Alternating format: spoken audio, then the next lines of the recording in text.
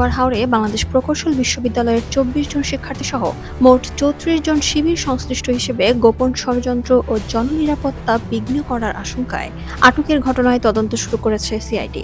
ঘটনার প্রায় ১ বছর পেরিয়ে গেলেও বিষয়টি নিয়ে নিশ্চুপ ছিল বুয়েট প্রশাসন।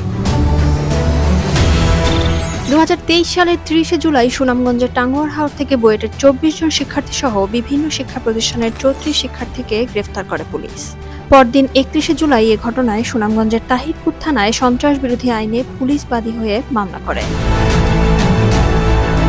কিন্তু ঘটনার প্রায় ১ বছর হতে গেলেও এই মামলার কোনো অগ্রগতি নেই।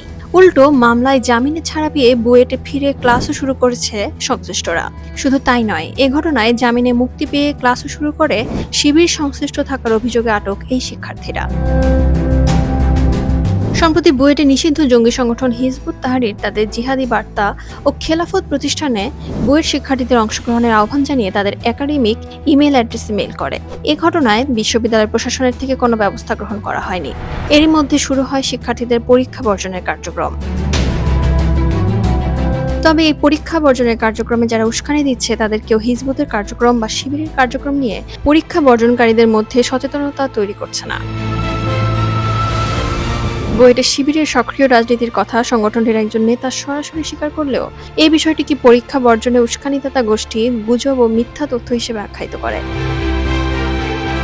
যখন সাধারণ শিক্ষার্থীরা তাদের বক্তব্যে হিজবুত তাহরির ও শিবিরের বিরুদ্ধে ব্যবস্থা নেওয়ার দাবি জানায়, তখন থেকে হিজবুত ও শিবিরের পক্ষ থেকে পরীক্ষা বর্জন কার্যক্রমে তাদের সংহতির কথা জানিয়ে প্রচারণা শুরু করে। মূলত ছাত্র রাজনীতিকে কেন্দ্র করে চলমান এই কার্যক্রমে মৌলবাদী গোষ্ঠীগুলোর সরাসরি সম্পৃক্ততার কারণেই টাঙ্গুয়ার হাওরে আটক ৩৪ জনের বিষয়টি বারবার আলোচনায় আসে। তবে এই শিক্ষার্থীরা আটকের পর তাদের মুক্তির দাবি জানিয়েও বুয়েটে আওয়াজ তোলে কিছু শিক্ষার্থী। যদিও পরবর্তীতে তাদের শিবির সম্পৃক্ততার বিষয়টি জামায়াত নেতা দ্বারা প্রমাণিত হওয়ার পর সেই দাবি থেকে পিছু হটে তারা।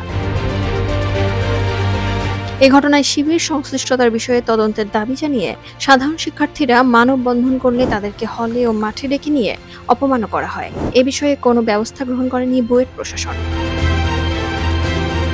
বরং শিবির সংশ্লিষ্ট থাকার অভিযোগে আটক শিক্ষার্থীরা বুয়েট সাংবাদিক সমিতির বিভিন্ন পদে অবস্থান করে।